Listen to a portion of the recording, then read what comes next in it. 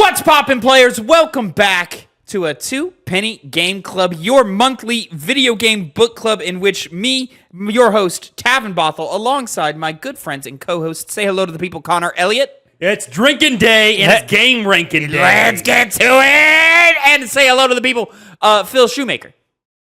Hi, I'm Phil. I don't have a drink. He does. Oh, there's someone that have friends that come over and leave a bunch of beer in your fridge. I don't know when that turned off. Can you turn that on? I gotta go get food after this, so I can't drink. Fried fish? It's one. Come on. I know. But I don't have like those kind of one drink drinks. It would be a mixed drink. So what he's telling us is he's too much of a pussy to have one drink. He has bartender training. He knows how to pour a drink. It's not like he's like someone who's like gonna put down half a 750. I know how. Sure, I know how, but I gotta think about safety. I'm getting married in 10 days. Hey, some people are quitters, some aren't. You know, that's just the way the world works. I haven't started, so I can't quit. Exactly. You're quitting life by not drinking during the game ranking. But I can't quit what I haven't started. This is a trend that you have just quit. Ladies and gentlemen, this is, of course, your monthly video game book club in which me and the fellow hosts of this panel come to you at the beginning of each new month and review a game of yore and rank it amongst the other games that we've played in the series. This is episode 28 by my count. We're getting up there. Full playlist. Wait, Tavin, it's not the beginning of the month. It's not. I'm getting there. Full playlist in the description down below if you want to see the entire series from the beginning. But also, Phil, you are correct. We are about halfway through October because young Connor over here went off and had a little vacation for like 2 weeks. So that delayed our recording of this. But of course, this episode is Ratchet and Clank, the 2002 PlayStation 2 classic, 3D platforming classic. And I'm very excited to get into that today. Me and Connor played on PlayStation 3 through the HD Remaster collection. Phil, hey, look at you. I take it back. Phil, I believe you also played that version, but if memory serves, you played it through the PlayStation 4/5 PS Plus catalog. That's correct. Yeah. That is correct. So he technically played it through streaming the game as opposed to us just having the native copies. And of course, the HD Remaster Collection, not the best version of the game, but easier to get your hands on than, say, a PlayStation 2 and a hard copy of that. So, which I also have. Yeah, we had to work with what we got. Well, why didn't you play that? Well, because then I have to hook it all up, and I don't have the right adapter to go the fucking AV cables to HDMI. Yeah, the TVs don't come with those anymore. Don't come with those. Nope. That's understandable. That's quite understandable. Anyways, quick perusing of the panel. This is, to my knowledge, Phil, through the many talks that we've had, this is a childhood classic for us. This is a game that we grew up with and played a lot growing up. I received this game on my 8th birthday. I don't remember when I first played this one. I was young, but Ratchet and Clank 2 / Going Commando was my first experience with the franchise. I then went back to the first one a little later down the line, but I was still quite young. Less than 13 probably when I first played this game. So I've got very fond memories of it in childhood playing it. But Connor, this was your first time playing any Ratchet and Clank ever. Yeah, I never played it before. I played more important childhood games like Legend of Zelda, Twilight Princess, and I Ninja. So, yep, I Ninja. I don't even know what that is. You probably haven't for a reason. But, it was nice to go to, in the trend of these types of games. I don't know how significant it was. I'm assuming pretty significant because Ratchet and Clank is something like Jak and Daxter I heard of a lot when I was younger. Yeah. But for some reason, I just never really played it all that much. And I kept hearing about it over and over and over again. Connor, me looking up this fucking game, I Ninja, I already know you had a crush on this bow girl. I do not know who that is. He doesn't know. He doesn't know. I would not say that the first Ratchet and Clank or any specific Ratchet and Clank are super historically significant to video games. I think Ratchet is probably the front runner in terms of the face of PlayStation in the PS2 era. It was like kind of the big three between Ratchet, Jack, and Sly Cooper in that probably order of importance. And then also you have an argument for characters such as Kratos or Solid Snake, like guys like that for the PS2 era as well. So it's kind of tricky, but yeah, big mascot platformers were a big thing back in the day, and I think Ratchet and Clank has just always been successful enough to warrant more. But I don't know if I would call this like a premier PlayStation franchise, or like it's not like, to me it's not like you're not buying a PlayStation for Ratchet necessarily. Yeah, but it still was significant in the PlayStation. Again, this gets a little tricky in PS2. He was definitely at the most significance in the PS2 era. Yeah. For sure. Yeah, so maybe you do buy a PS2 for your kid for Ratchet. But yeah, I would not say that like this is not, in terms of historical significance, this is not on the level of a Mario 64, a Final Fantasy 7, a Metal Gear Solid, anything like that, which we've reviewed all of those. Remember, link in the description down below to kind of see our thoughts on all of those. But, gentlemen, let's get into some quick Tavin, facts. I hate to derail you. Oh, go ahead, please. But I sent a picture in general chat. Connor then reacted to it and gave a nod, which tells me he did indeed have a crush on this Bo girl. It was a like, oh, I remember this character. Not in that way, though. I thought you said Bo was in Bo's staff, but you meant Bo is in Bow and Arrow. Why was not the first thing you thought of? I don't know. Because I would have said Bo staff. Well, I mean, from the same perspective, you would have said Bow and Arrow. Well, I would have said Bo. In that picture, she doesn't have an arrow; it's just a bow. Yeah, Tavin's reaching. Moving on. Ratchet and Clank was originally released November 4th, 2002 in North America on the PlayStation 2. From VGCharts.com, I'm reading it sold 3.33 million copies in total and has an 88 on Metacritic. Quick vibe of the room here, gentlemen. Does 88 seem appropriate for this? Too high. I think it's a little high. But it's a little high in retrospect, but at the time, This is just what we see with older games. Yeah. Sure. Yeah. But yeah, and yeah. I don't know. 88, I think even at Ratchet's peak, 88 still feels high. Most you think it'd get mid-80s. And I think everybody would agree this is probably not the best Ratchet and Clank game for the most part. It's funny you actually say that, Tavin.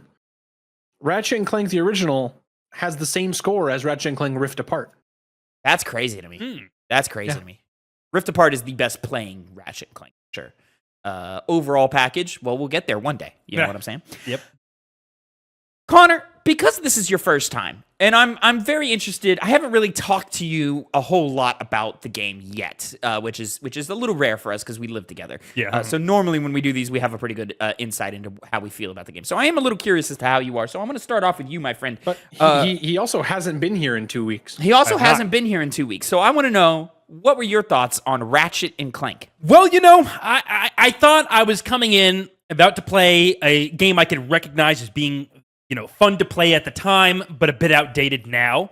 And that is not what I found. What I found is a very fun, pleasant game that left its impression on me more with its tone and style than anything else. Though the combat, the gameplay is something to say. It has, enjoyment in it, a very good amount as well. But to focus on the less interesting part, which is the narrative, it does the classic, here's these two characters that don't exactly get along, and they got to learn to get along. And it always felt forced and weird, and it never felt like friends. Yeah, I mean, a part of that is because Ratchet was never properly characterized until he started having, the issues with Clank. Yeah. I mean, Clank, it's clear it's going with the whole, Ratchet's a bit more nihilistic. He has a, bleaker outlook on the world. He's just a little more selfish. Exactly, and selfish as a result of that, I would say. Of course, I don't know what the character is going to go to later on. And that kind of character clashing makes sense, but the aforementioned lack of, characterization of Ratchet made it still seem kind of weird and forced the entire way through. But it's tied into that narrative, and beyond really just the narrative and moment to moment in the game, it's very funny. It reminds me of those cartoons that you can watch that are made for children, that children will enjoy, but if an adult's in the room, they'll consistently be entertained or laughing.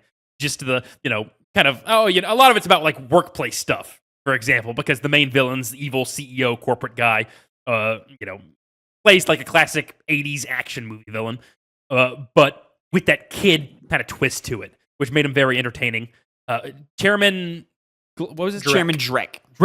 Chairman Drek, yeah. So he made the game a lot more funny, and the random characters you meet throughout and the dialogue always had that nice thing that you're looking for with these older games, where I think of Hi-Fi Rush, where it reminds you of I hate those. to interrupt you, but his title is Ultimate Supreme Executive Chairman Drek. Exactly. Sorry, my apologies, sir. But aside from his stupid name, it felt like of Hi-Fi Rush. Sorry, I interrupted you. No, you're fine. You're fine. It felt like similar to Hi-Fi Rush that you're kind of playing a gamified version of Saturday morning cartoons, which is always a nice style to go for, especially when you're trying to entertain children. Yeah. But beyond the narrative and characters, which obviously aren't that deep, the combat is fun. It's not particularly challenging until the end. Particularly the hardest is the final boss, but that even extends to like the last 2 levels. But Final boss or final level? Final boss and final like 2 levels, Okay. maybe 3 levels. Yeah. There was probably some moments before that were kind of difficult. At least moments were. But it's it's a game you could tell it's made for children, so it's not really challenging you a lot. Which with action heavy games like this aren't going to be as good as a game that like demands more of you. But I never felt like I was getting screwed over at all. I felt like I was consistently having something fun to play with. It has an interesting, movement mechanic with your jetpacks that I didn't really use, and I probably would have had more fun with the gameplay if I did. But it allows you to do like more omnidirectional movement, so you can kind of deal with a lot of the things that are coming at you. But due to the fact that the game isn't all that difficult, until the end, I wasn't really fighting enemies that really demanded the use of that system. And so I would have liked if the game as a whole was built around it, because whenever I would jump into it, clearly that's, I think, where a lot of the gameplay depth comes from. It's just that the game itself doesn't really incentivize you to play that way, unless that's just generally how you always knew unless you played the game in the past like you guys did, and you kind of became... I never used the strafe mechanic in this game. Okay. Never. So maybe not then. I don't know about you, Phil, if you kind of... There isn't a strafe mechanic. There is. Yeah. I guess that answered the question. There is. Yeah. When you get the jetpack, it's an upgrade to the jetpack. No, you just have it. Oh. Once you get the jetpack, you just have it. I forget what button you press, but you double click a button, and it causes the jetpack to just be activated all the time, and you sort of like float around. You then hold one of the 2 triggers, and you strafe with that. Mm-hmm. I've never used that. Yeah. It doesn't. I don't think it works very well. Yeah. It was interesting. I thought the game, the way it laid everything out, didn't really incentivize the use of it. But I mean, in my opinion, in that point in the game, you're so used to not having a strafe. Yeah. You're already used to you not using it at all, and so them not having it from the beginning and trying to ham-fist it in there. It feels like an afterthought. It's afterthought, but it should have been there from the beginning, like it is in the sequels. But we'll get there when we get there. Yeah, and that doesn't matter that much, because the weapons that you have access to, it does what Doom has done, a game we recently reviewed, where you constantly feel the need to switch to new weapons. Not because any of them, none of them are really all that great, and so you're constantly looking for your weapon, but rather the opposite, that all of them feel generally good. There may be a couple that you don't take to all that much, but you could just choose not to use them. You like the little punching glove one? Yes, I love that. The Walloper. I never got that because you told me not to get it. So I didn't tell you not to get it. I just told you bad. I think it's useless. And I was like, don't waste your bolts. Don't waste your bolts. Good thing I did not. But a fun arsenal. Beer time. But the game kind of it rolled out the carpet for these weapons as you went on, along with the abilities, which, coming off of Banjo-Kazooie, which did that exact same thing, but I didn't really feel the need to use all of the moves that I was learning. In this one, I took advantage of all of them. Nice. And the game kind of incentivizes you to through traversal, so you have less of an option that you do in Banjo-Kazooie. But even despite that, I still would have used them because they all felt super impactful. And I was super surprised whenever they would add new ones, because I was like, oh, this game has a lot more depth than I think a first game in a series like this would have. And it lays it out through exploration. So you can kind of get all the nooks and crannies in the area. You have your golden bolts, which I found the finding of those was pretty a waste of time, and especially when you told me what you get for it. And it's not for level progression; it's for golden weapons. Yeah. Right? I'm a child that gets keys. They are upgraded versions. They are upgraded versions of the weapons, versions, but you only get access to them through New Game Plus. That was the other thing. Yeah. So doesn't really. As far if you're going to have an incentive for a collectible, maybe don't lock it behind New Game Plus. But aside from that, this was the age of the video game where like this is the video game you got that year, right? And so you're replaying the hell out of this game over and over and over. True. That was that age of game. Yeah, which I can give it a little bit of leeway there, but I still feel like you can, from the outset, give you an avenue to get a better upgraded weapon through exploration rather than necessarily lock it behind some kind of screen. I agree. Fair enough. For sure. What else to say? Soundtrack was fun. Yes. It's not so notable. I can think, wow, that song from so and so level was. There's a couple really of jams in there that I think of when I think of this game. Yeah. There's one. It's the fucking. I can't remember the level. I can't. I'm not gonna bother. But Right. there was one that I remember going like, okay, yeah, which is nice. But most of the soundtrack didn't really do that. Really, I guess my final bit before we move on to your guys' review is it was an interesting perspective going from Mario 64 to Banjo-Kazooie, then to this that kind of follow a general, similar gameplay, not loop, but pathway Style. They're in Style, similar yeah. genres, yeah. Yeah, and so it was from the perspective of this kind of show, a nice progression. It kind of just happened to be that way. It wasn't planned, and it worked out. So it made me appreciate this game more, though I wouldn't say that would really influence my score on this or not. So, Sure. doesn't really need it because it's a fun game on its own right. Yeah. Which brings me, I guess, to my part of it. Revisiting Ratchet was a fascinating case for me this time around. I still really, let me start. I really like the game. I think it's a really fun game. But I think it is a solid foundation for a first-time entry into a series. But there are key things in design that hold this game back for me. Specifically within... Ooh, everything okay? I just pulled on a cord that I didn't want to pull on. Specifically in the combat, Connor, you kind of mentioned sort of the movement and the difficulty of the game and sort of how it plays out. All the moves are cool. I like all of the moves. And overall, I think Ratchet and Clank is a game that asks... what happens if a third-person platformer focuses a little bit more on the action than it does on the platforming? And what if that action is actually fun? And I think in terms of combat, this is the most fun combat out of the three entries that you named, being Mario, Banjo, and this one. I think This one is the most fun moment-to-moment. But there are key parts of combat design that kind of keep it from being great to me. Partially is because of the strafe mechanic we mentioned being kind of underbaked and awkward, and just not really super effective when you do use it. And it's constantly something that I think of as like, I enter a combat arena, I fight out the combat arena, and then at the end of it I go, oh, the strafe probably would have been useful there. Oh well, I forgot. Move on.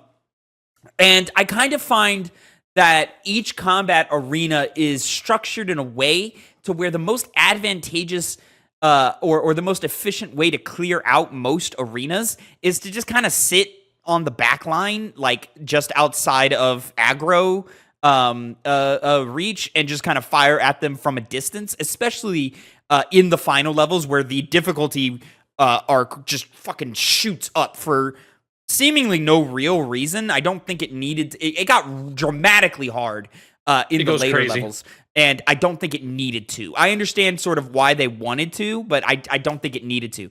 The final level specifically, I think, is actually bad because of how many enemies they throw at you at once, how difficult it is to get at each enemy, and each enemy's like range and ability to see and track Ratchet. Like it's too much at once. I will say the workaround for that, because I understand what you're saying. Yeah. I just pulled out the fucking guided missile launcher and solve that problem. That's what I did. Yeah, that's what I did as well. And as a child, that's what I ended up doing as well. And I think sitting on the edge of a combat arena and using a guided missile launcher, kind of boring. Like, not You're talking about the Visibomb gun? Yeah, the Visibomb. gun? Yeah, Visibomb gun. I would use the Devastator as well and just kind of like jump out, Yeah, but too, get yeah. a couple shots off, jump back into cover type thing, that type of work. But I think where this game shines is the early game. Those first few levels are just back to back to back classics. And it doesn't really start slowing down until a third to close to halfway through the game when you hit Quark's challenge run planet thing. I was literally about to say the same thing. Yeah, that is where you see I think, market decline. And then past that level, there are still some highlights and some really, really fun levels to play. But that is where, like, we start hitting this roller coaster of quality, where it's like, oh, this is not good. Oh, this is pretty good. Oh, this is not good. And it just kind of, like, trades out throughout the game from there. But a lot of the great highlights are the weapon variety is really, really great. I like how creative they get with each weapon. I like how you can kind of feel them out, and they give them to you at a good enough pace to where you can, for the most part, buy them as soon as they're available, and like kind of experiment with them and try them out and so forth, which is great. And then there's not a clear, oh, this is the best weapon in the game. There's like, you have your favorites. I think the Tesla Claw is probably the closest thing to the best weapon, but at the same time, that doesn't output enough damage fast enough to totally trump things like the Devastator or the Visibomb or even the what's the machine gun one? Oh, the blaster. The blaster. And things like that. So I think that's fun. I think its platforming challenges are actually pretty exciting when they come up. And when the platforming challenges do decide to start ramping it up, it does get actually really, really invigorating. And I think the one that probably is like, oh, that's where they decide to step it up is the one in Blackwater City when you have to outrun the rising water, which is probably the first time where you're like, oh, I lost. Shit. Yeah. That's the most stressed out I've ever been as a 8-year-old kid. Yeah, that was a tough one as a child, and I still, every time I replay this game, I always die the first time. And, I died too. Yeah. Oh, no. And then I'll get it on the second one, but the first one I always die on.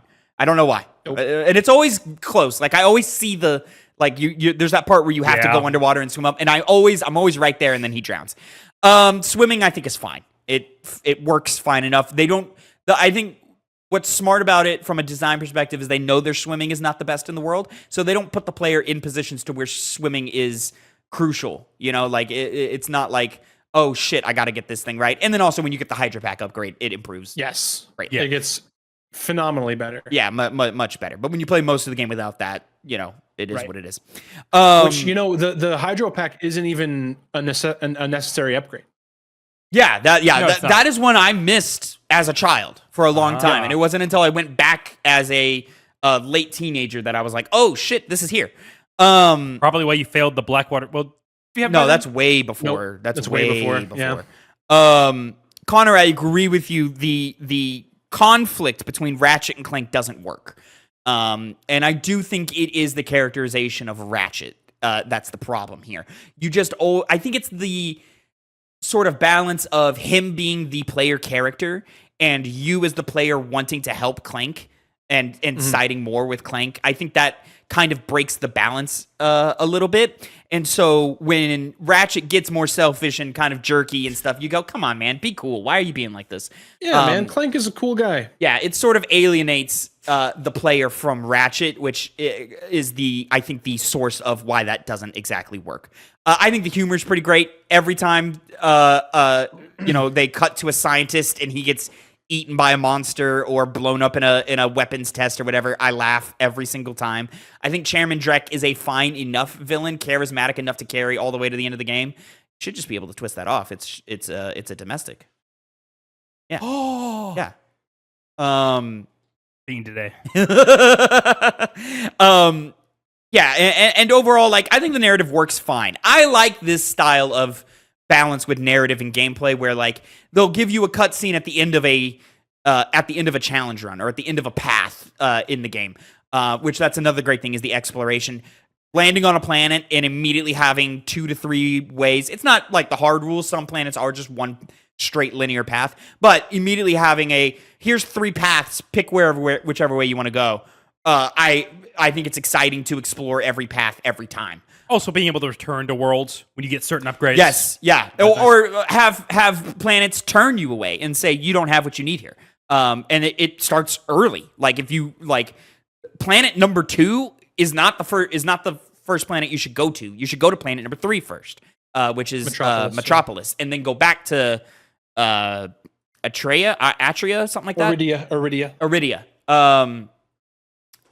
In a like proper order, but you as a player don't know that, so that it's kind of fun to just kind of explore in that way.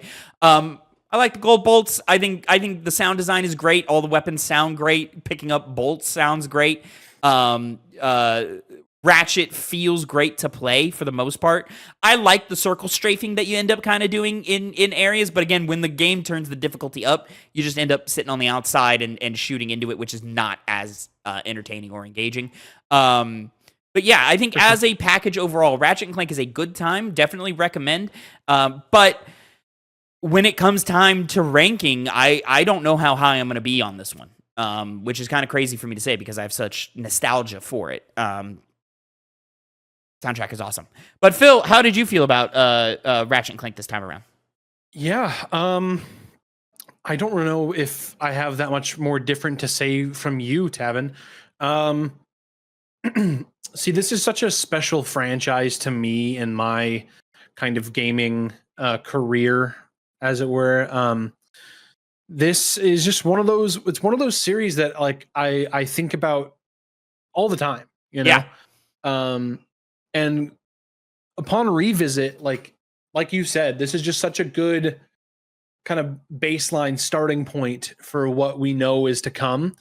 And I find myself kind of on replay wishing that I had some of the stuff in the newer ones, you know. Like, you can't judge it off of that. You can't judge it off of that. I know, and that's what I'm saying. It's hard for me, right? Like, it kind of loses a little bit of those rose-colored glasses for me, and it's hard for me to separate it.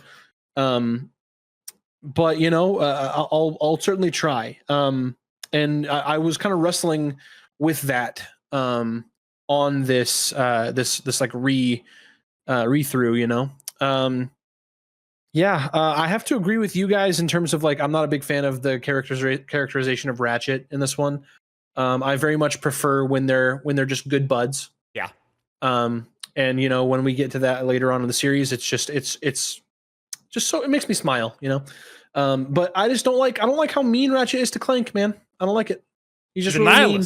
Clank is just he's a little baby. He got spat out a week ago, you know. And he's really naive. He's really trusting.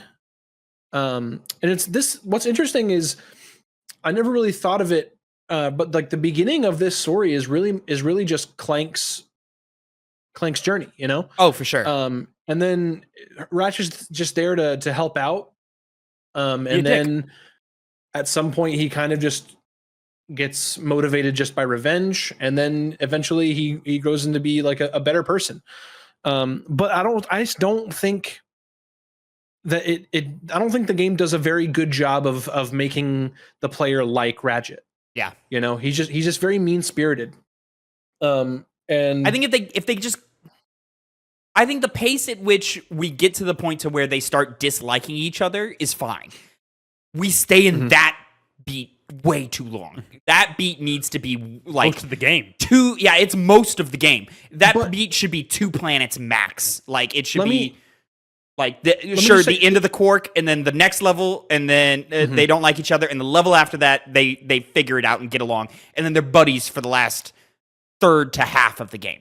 Is how it's just weird. There's some cutscenes where like you get this weird disconnect that has this weird narrative dissonance, right? Where like in one cutscene after like they have the falling out, right? They'll be joking around and be palling around, and then in the very next one that's like kind of more story based, Ratchet's back to being an asshole. Yeah, and it's really weird, and it's very it kind of just I don't want to say immersion breaking. You know, it's just odd. It's deflating. Is how I Yeah. feel about it. You just feel deflated whenever those moments come up. The issue, I think, is clearly that they made a game around a duo, and it was before they really knew exactly what they wanted to do with it. They had like the concept of what their relationship would be like, which I'm assuming would go on to the next game, but they needed to establish it, and that's where they faltered.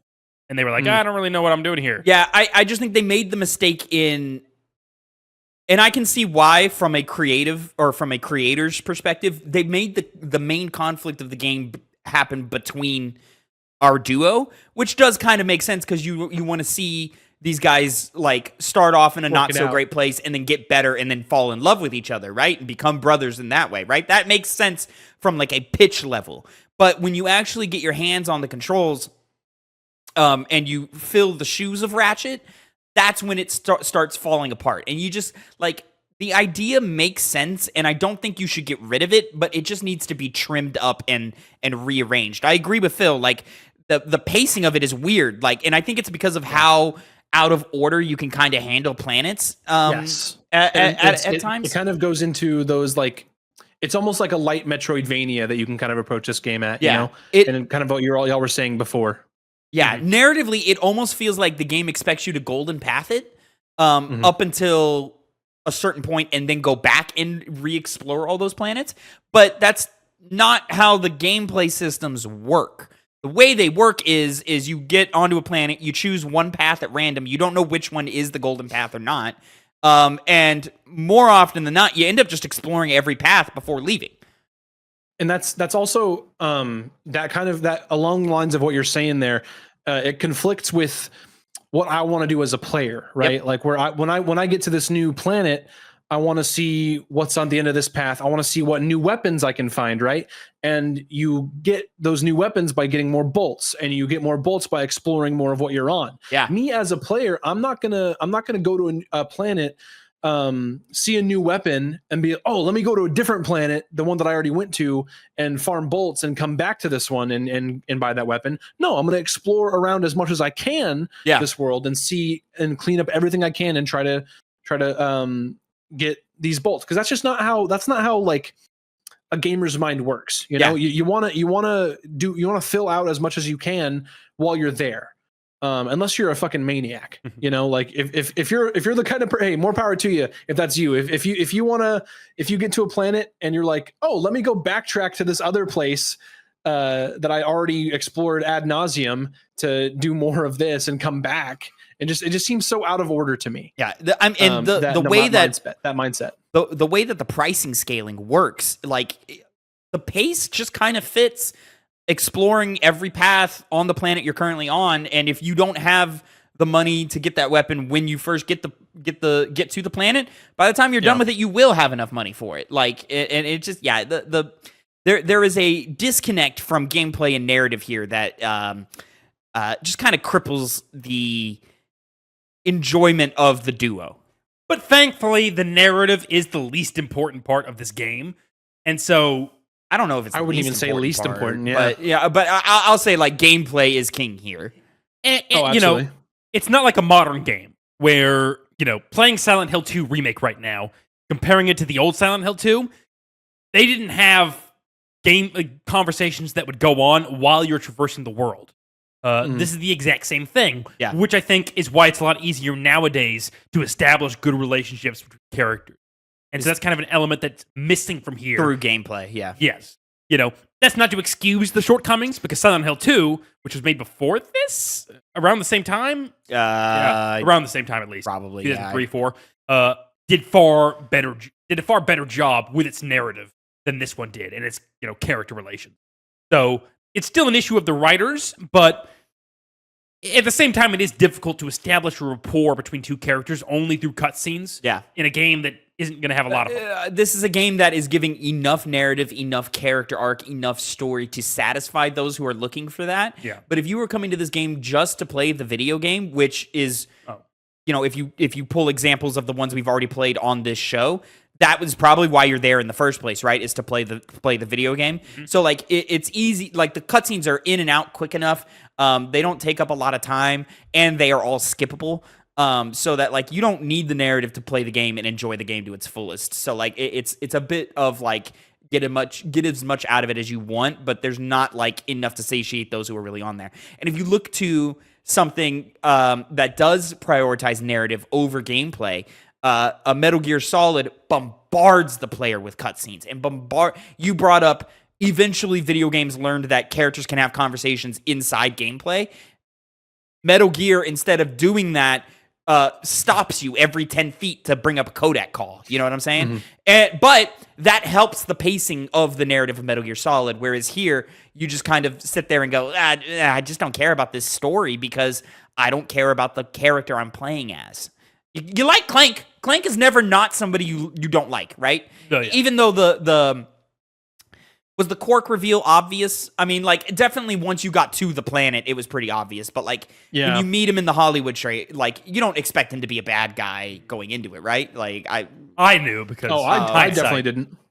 Yeah. Yeah, I mean, as a kid, it wasn't obvious to me until he was like, step on this circle. That's clearly not a trap. Like, that's when I was like, oh, I'm about to get betrayed here. But you also want to be aligned with Ratchet. And Ratchet is going... something's not right here. It's a tricky balance, and I just don't think they nailed it from a narrative perspective. But a gameplay one, I think they, from a gameplay perspective, I do think they hit more than they miss in terms of exploration. I don't think the platforming's good in this game. It's a little basic. There's not a lot of challenges, but what's there is serviceable. But yeah, exploration, platforming. I like the little mini games spread throughout the game, whether it's the like lock picking minigame or switching to a Clank perspective and controlling your little army of drones. I think all of that's fun. Connor, were you surprised to get Giant Clank in this game? When that happened? Are you fucking kidding me with this guy? What the fuck? Oh yeah, that moment. Yeah. Not really. I hate this guy. I'm sorry. So that's such a moment. Where let's put it on its head. Let's make Ratchet the little guy on the back, you know? Like that. That's so cool. Yeah. And for it to be in the first game is crazy. It just didn't really like... I mean, it was a good sequence. Yeah. But it's not like, wow, the Clank, big Clank scene? Wow. See, like, as a kid, it was such a moment. I remember running back and doing that one arena again and again and again and again. Oh, that'd be sick as fuck if I was a kid. Yeah. But I'm not a kid. I mean, exploring from there, hoverboards are fun. They're cool. Like, it's not like the most complex thing. It's just not. It's not the best racing in the series, you know. Yeah, for sure. But it's good. It serves its purpose. You know, it's fun to do. It doesn't incentivize you to do it. You know, it's just like one. I was gonna say I was gonna talk about a moment and kind of talk about how much I love how the game knows how satisfying it is to collect bolts. Mm-hmm. Like I think of the bit in Metropolis where you're about to go on the train, or maybe you just got off the train, and there's that this giant stack of huge boxes, wall of just boxes, crates, yeah. And you just rip that stuff up, and just a wave of bolts just goes onto you, and it's so great. And then when you eventually get the Bolt-O-Matic on Drek's ship, and then you can like pull bolts to you from further away and so forth. That's an awesome upgrade. The should have happened sooner, but it's an awesome upgrade. No, I don't think it was a good upgrade because it was a weapon, right? It was the whole No, thing. it's just a little gadget. No, you're talking the bolt extractor thing, which I think that's yeah, fun. You're But talking no, about the metal detector. Yeah, the Yes, metal okay, detector. yeah. I like the metal detector. It's like a neat think it's little. fun. It's cute. It never comes back, but it's cute. No, No. Yeah. I was mixing it up with something else. I thought it was cute too. Yeah. Yeah. But no, the Bolt-O-Matic is just like the little red thing that you Yeah, just attach to your belt, and then suddenly like things are just coming in faster. It should have happened earlier in the game. It happens way late, and it should probably happen more like probably closer to the halfway point. It's just a quality of life improvement. Yeah. You should put those kinds of things as early as possible. Should have been on Pocataru, I think. Water place? Yeah, the resort planet. The beach. Or Hoven, the ice planet would have been a good upgrade there also. Sorry, I forget. It's been a few weeks since I beat it. Is the box breaker in this game, or is that introduced in the second game? That's a second game. Yeah, that's a second game one. Yeah. Which that's another one that like that's a way to break boxes easier is missing here.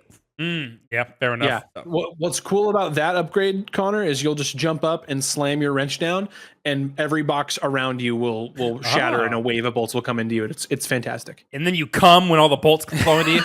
Yes, absolutely. Yes, Uncontrollably. That is to speak to Ratchet himself. I think he plays pretty great. He feels good to jump, double jump, side jump, backflip, all those things. But on top of that, all of his attacks feel good too. Remember when we played Banjo?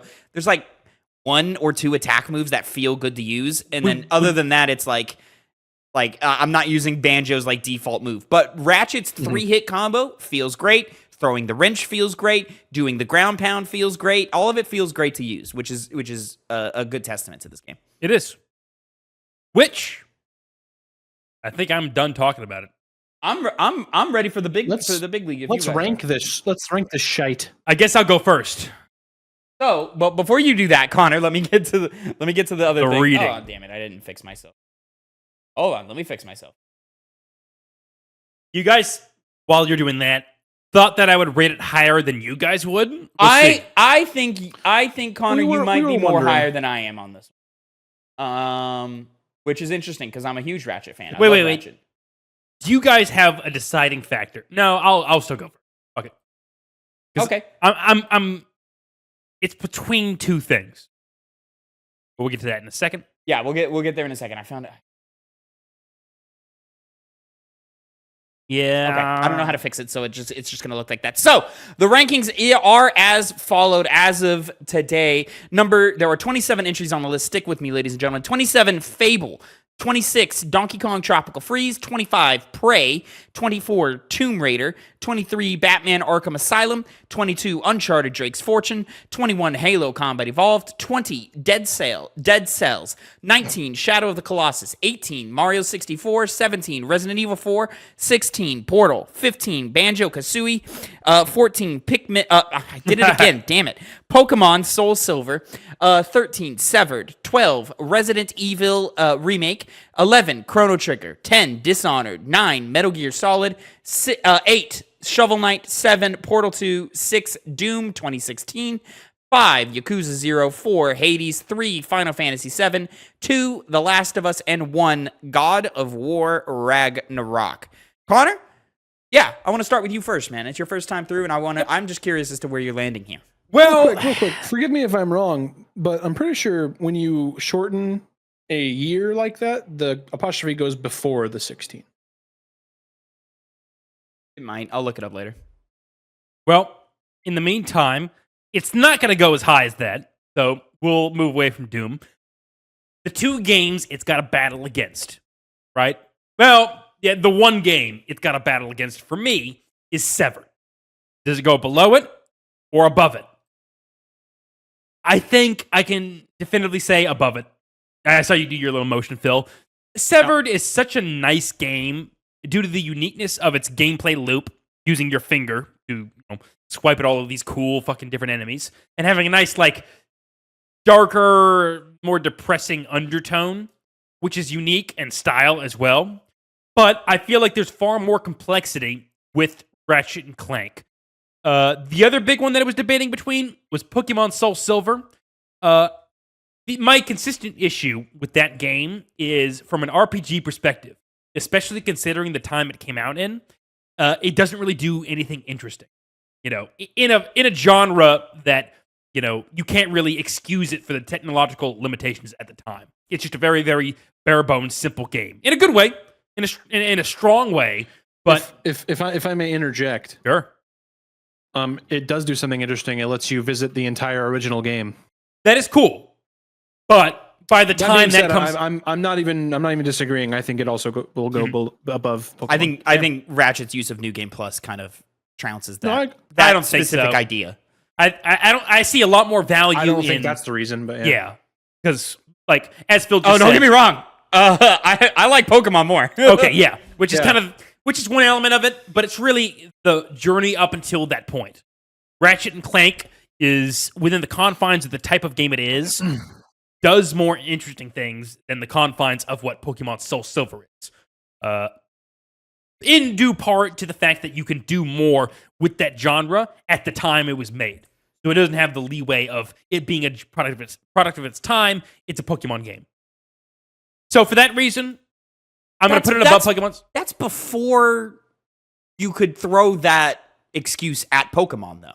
You can't be like, oh, it's a Pokemon game to the second game. That's now. It's more of the RPG elements. Pokemon Soul Silver is not the second game. It is the fucking. I guess I'm giving. I guess you're right because it is the remake version. So like, I should be a little harder to it. But the original, even. But no, I think well. By that point, you had multiple Final Fantasies, you had multiple Dragon Quests. No, I'm not disagreeing. I just don't think you can like shrug off Soul Silver of it's just a Pokemon game because like it's basing its entire gameplay loop off of the second game in a franchise, and I think it being accessible in terms of I shouldn't even be fighting you on this point at this moment. But it being accessible to young players. I think is a benefit. It should be a basic but RPG. You see, that's the thing. Other RPGs that do more interesting things still can appeal to that younger audience without talking down to them. I disagree. No. I think Final Fantasy VII would spit on the player base that Pokemon is going towards. But at that point, I feel like you're getting to a specific player base with Pokemon rather than just the general thing. I don't think you're allowing grace for that player base. But you can find people at the time when they were kids when Pokemon Soul Silver came out that would have already played those other RPG games. Pokemon reaches a broader audience to the point where that's not the audience they're going for. But they're going for an audience of Pokemon fans and also JRPG fans. More Pokemon fans. They're going for a first time like turn-based RPG perspective, not one who's played Final Fantasy. That's true what they're going for, but it's during a time when there are better types of games like that. I don't disagree with you, but I just don't think that's a fair criticism to levy at that specific Pokemon. When we get into later iterations of Pokemon, your X and Ys and your Scarlet and Violets and Sword and Shields, yeah, absolutely, there should be some evolution there. And debatably, Soul Silver should have some better quality of life updates to it, undeniably.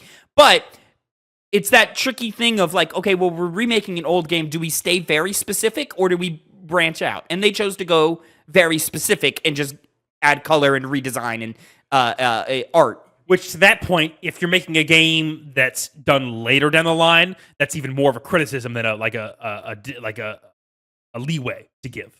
It's like, oh, you could have done something more interesting with it, and you decided to stay in the realm of an older beginner JRPG during a time when you certainly with the remake have gone past that point.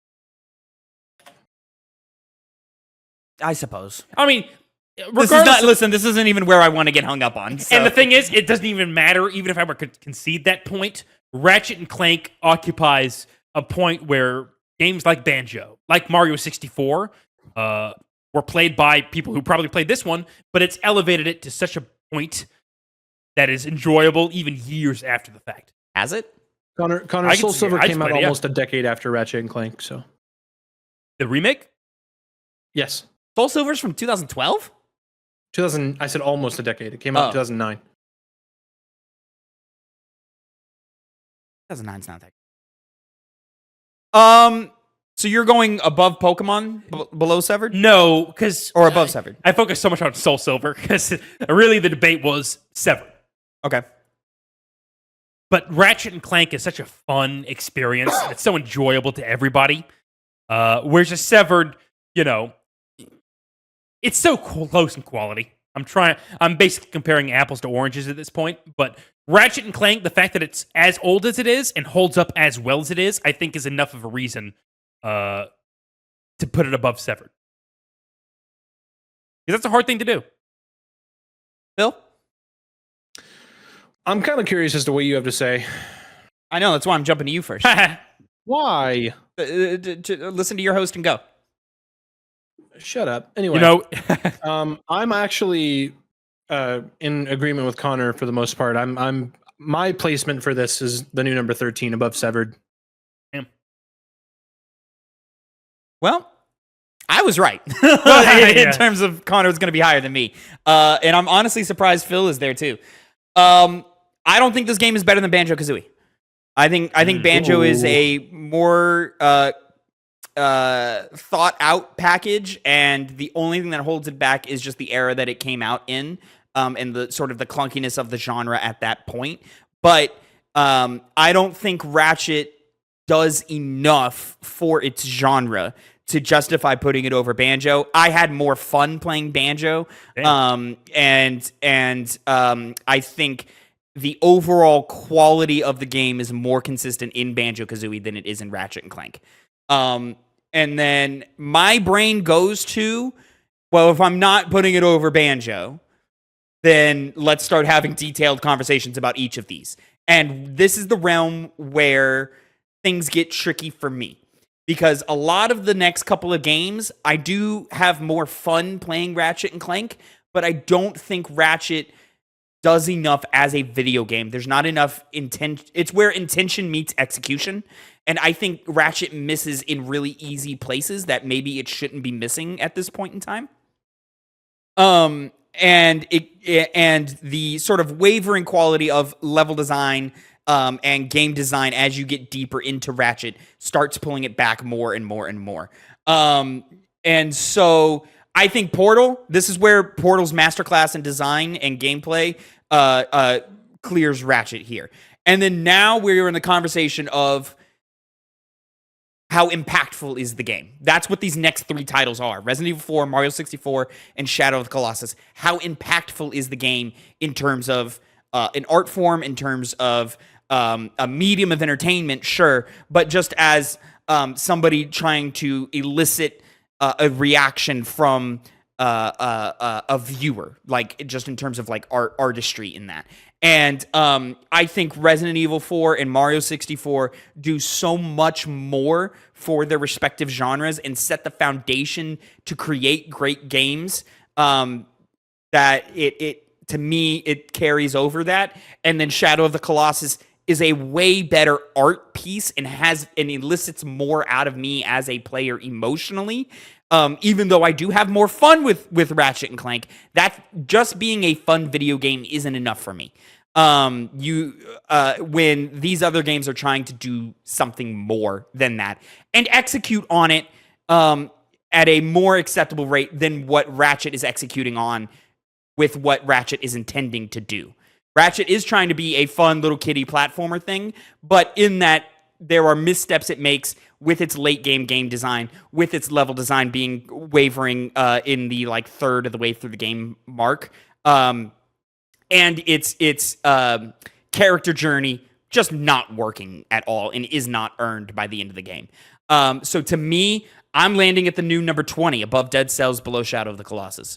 You know, all of those points, I see what you're That's trying. wild. I don't think it's too wild. I don't even fully disagree. I'm just like, that's just so, that feels so low. As someone who grew up with this franchise, with this game, who still thinks Ratchet 1 is one of the better Ratchet and Clank games, when I start putting a different lens on it, move my nostalgia to the side, move my enjoyment of the moment-to-moment gameplay aside, because undeniably, this game is more fun to me than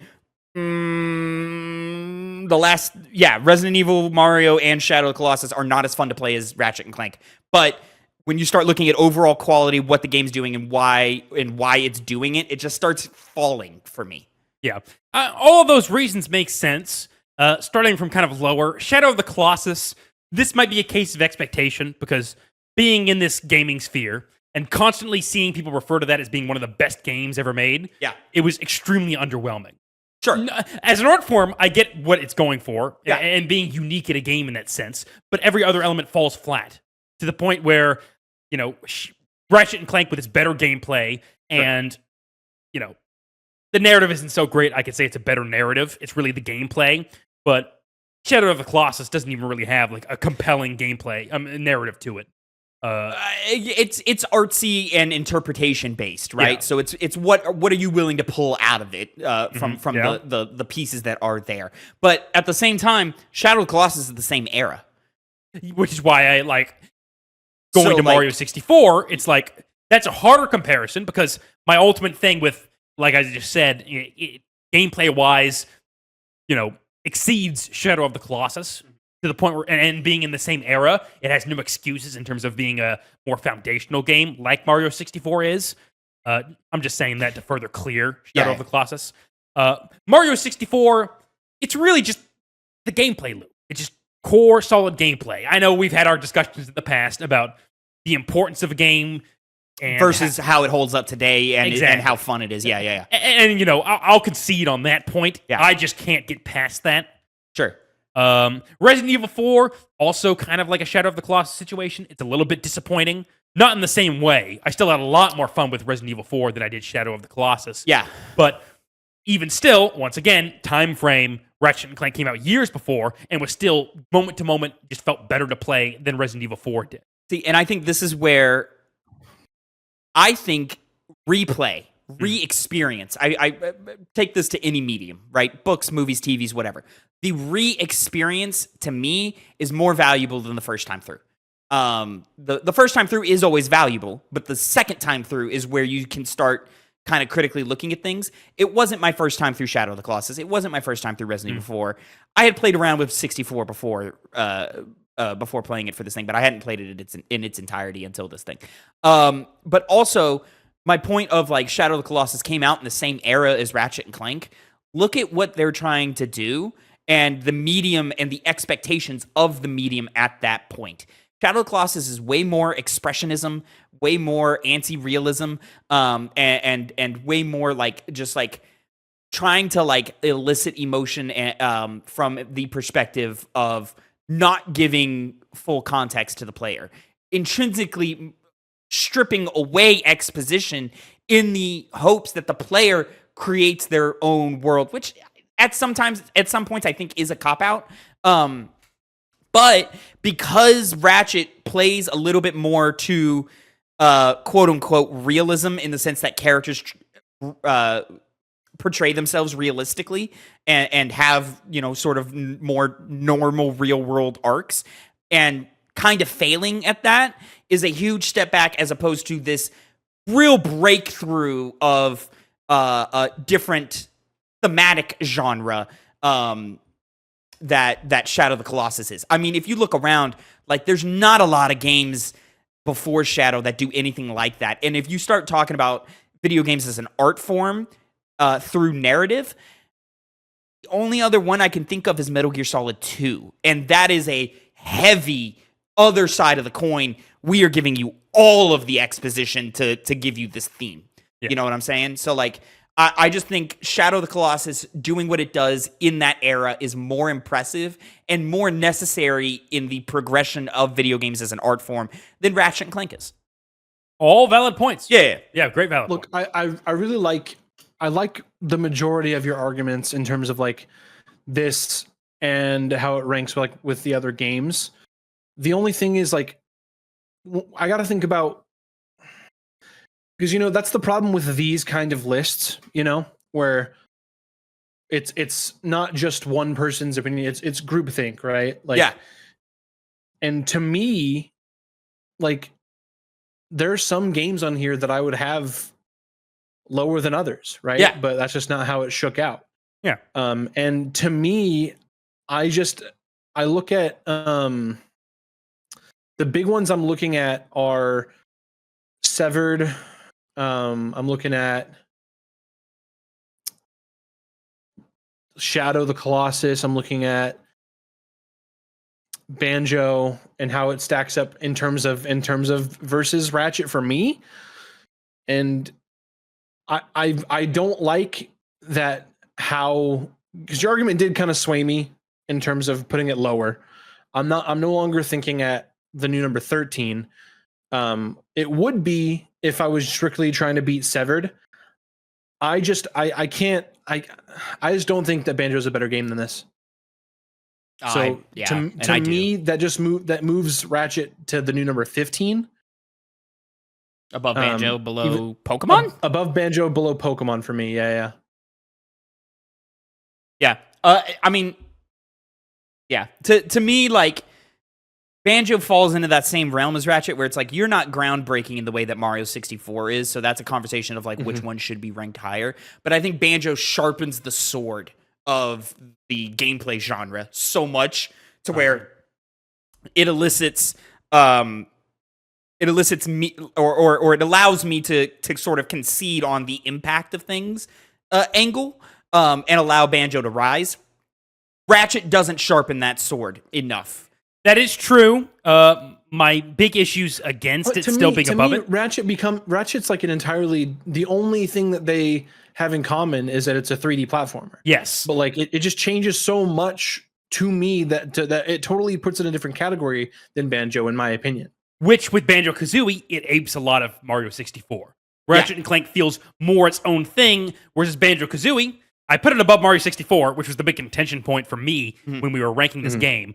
But beyond just being over Mario 64, if we're comparing a more unique game in the form of Ratchet, I feel like it deserves a higher position than it. But beyond even that, this is my original thought when you were going through why you were ranking it lower than all of those other games. When you got to Banjo, I felt like many times, we talked about it during our review, we said, this level sucked. We didn't like this area. I had 2. But it's still like, you spend a lot more time in those areas than you do in like Ratchet and Clank. It's a lot more like, especially because you have to have the system of going around and getting puzzle pieces again. Are you? So it's like an hour and a half per level in Banjo. I would say it takes about an hour to get through every level in Ratchet.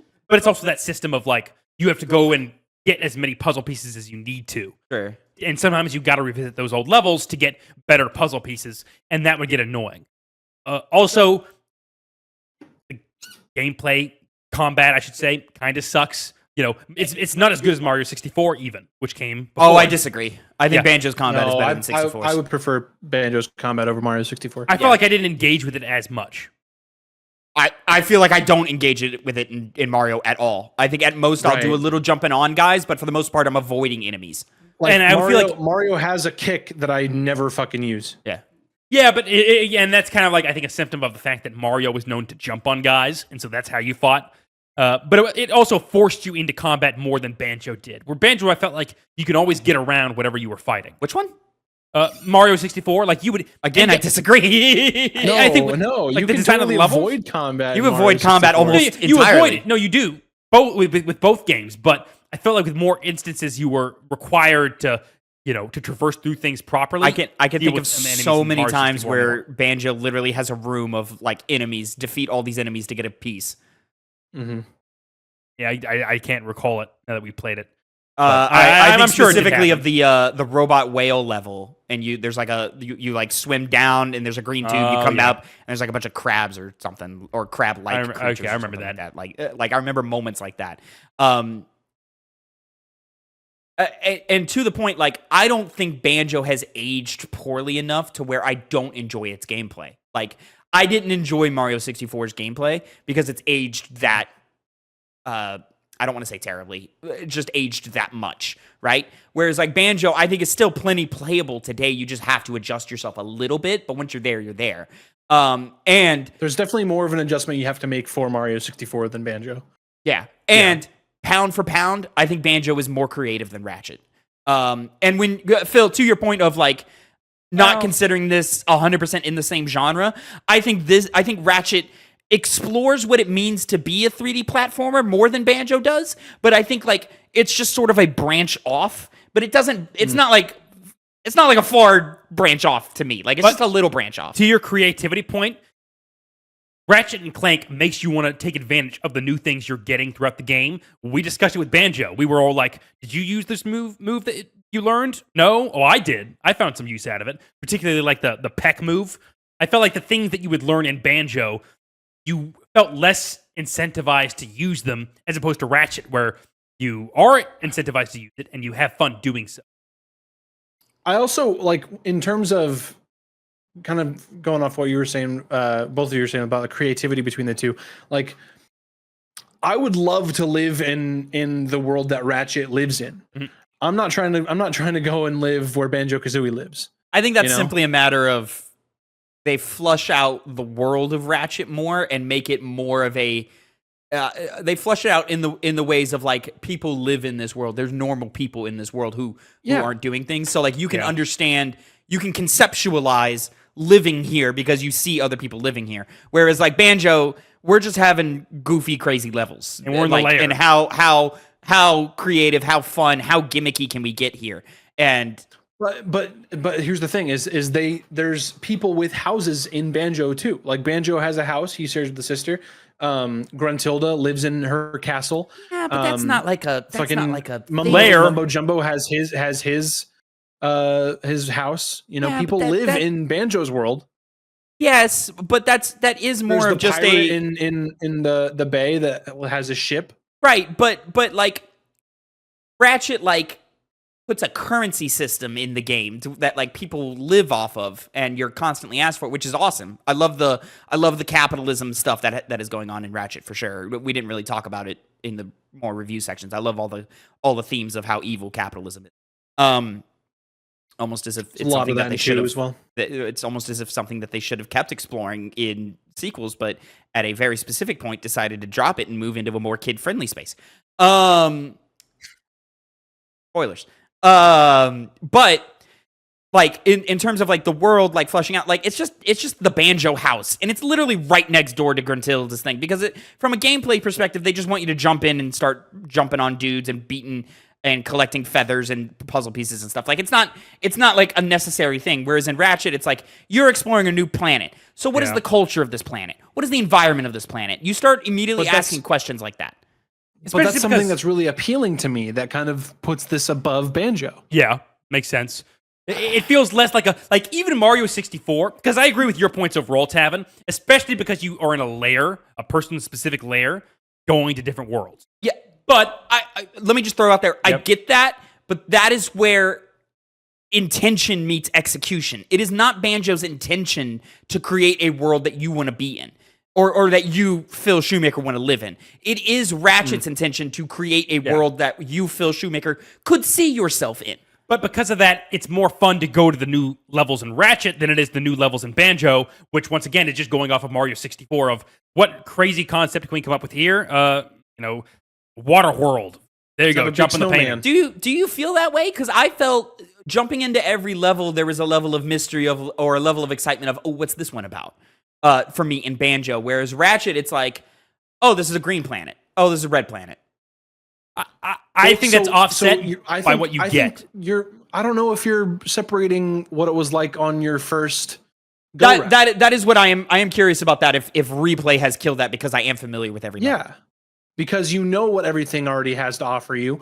I think when you really reach back and go into your like Duffy of.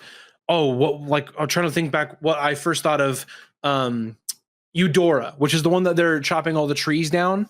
And I'm like, oh, I'm curious as to what this looked like before Drek's resource gathering operation ended up being here and starting to destroy this planet. Agreed, and I'm willing to concede to that, but I'm also curious as to how much of that balance is overridden by childhood wonderment with you and I, Phil. Because we hadn't explored a whole bunch of artistic things at that age, just because we were 5, 6, 7, 8. You know. So I guess my sense is the worlds as like a concept are more interesting in Banjo and Kazooie, but in terms of what they have to offer, Ratchet was way better. As I talked about during the review, it was always fun to find the new weapon. Is it more better or just more detailed? Either way, I'd say it's better. Either way, I think those would cause the levels to be more. It's yes on both accounts for me. Sure. There's a part in my it's kind of contradicting what I'm saying, because I'm looking to platinum Ratchet and Clank on PS3, which for some reason I never had at this point. But I'm looking to do that right now, as opposed to go back to Banjo and 100% Banjo. But there's in my head, if I ask myself what would be more fun to replay right now, it is Banjo-Kazooie to me. And I had more fun moment to moment. I found pound for pound Banjo to be more creative, and just because Ratchet falls underneath Banjo for me, it then immediately makes me start questioning, okay, well, what the importance of the other titles here I think are more important to the story of video games than Ratchet is.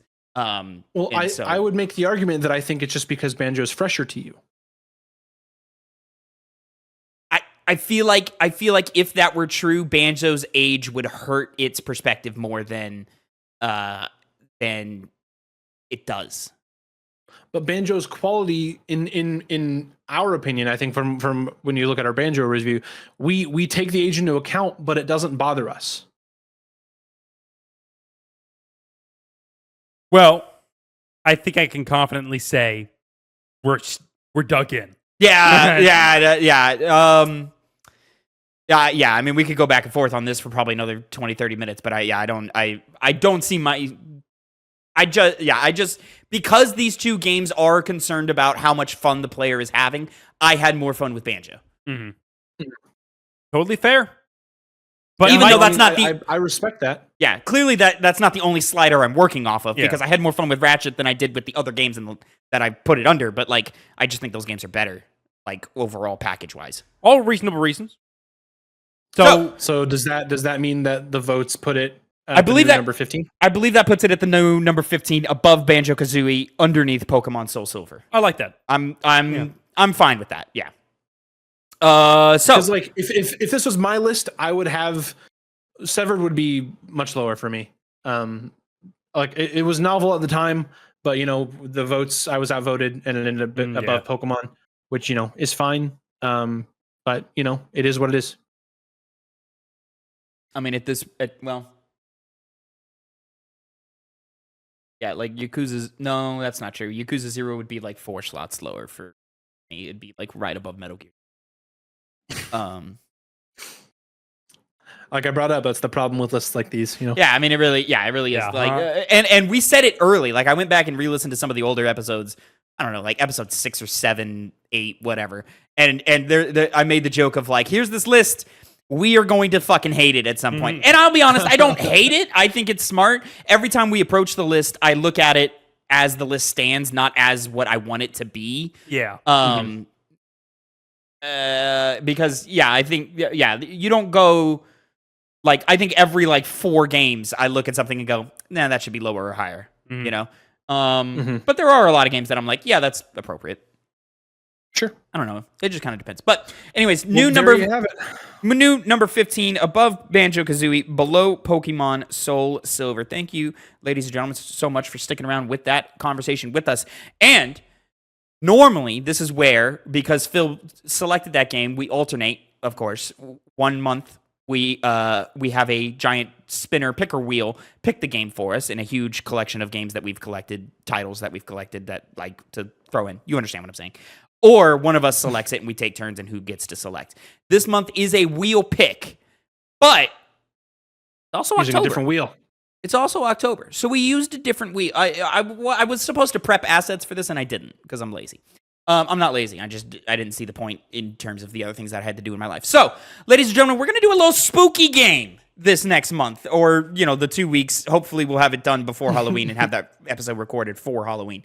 Is the idea. Is the goal. We'll see if it happens. Connor's got a busy schedule with reviews this month. I have a busy schedule with a wedding. Yeah, that as well. Yeah. And so we threw in a bunch of horror titles, scary, spooky game titles, into a separate wheel. It was about, 8 to 10 titles, something like that, as opposed to the 96 that are usually in there. And what came out of it was Alan Wake. So, for the month of October, we are playing Alan Wake.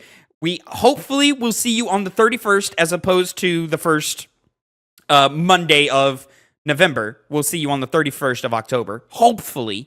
But give us some grace because we're trying to get it done. But make sure you play Alan Wake alongside us. It's pretty cheap right now. I got it on PlayStation. I got Alan Wake Remaster on PlayStation 4 for like $10 right now because it was on sale. I don't know if that sale is still happening, but that's just what was happening when I got it this last week. So there's that. Until next time, have a great time. Make sure you like, subscribe, comment for more, and have a great rest of your day. Gentlemen, let's say goodbye to the people. Goodbye.